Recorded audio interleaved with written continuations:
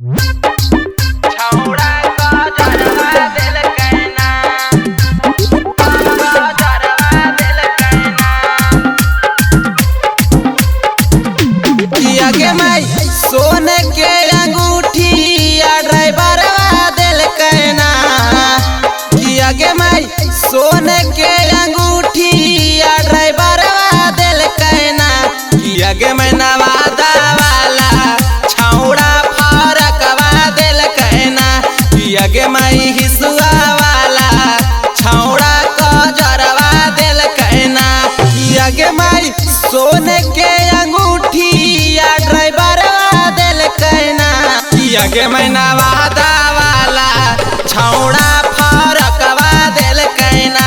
किया के माई हिसुआ वाला छौड़ा का जरवा दिल कहना छौड़ा का जरवा दिल कहना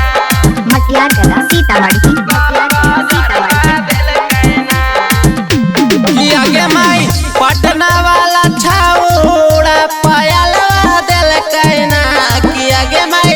पटना वाला छौड़ा पायलवा दिल कहना किया के मैं नवादा वाला छौड़ा फरकवा दिल कहना किया के माई हिसुआ वाला छौड़ा का जरवा दिल कहना छौड़ा का जरवा दिल कहना जरवा दिल कहना किया के माई राइटर सिंटू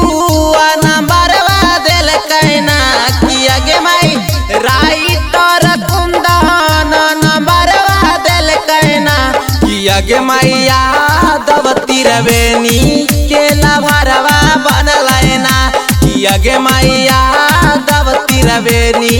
के लभरवा बनलैना किया के माई सोने के अंगूठी या ड्राइवर दिल कहना किया के मैं नवादा वाला छौड़ा फरकवा दिल कहना किया के माई हिसुआ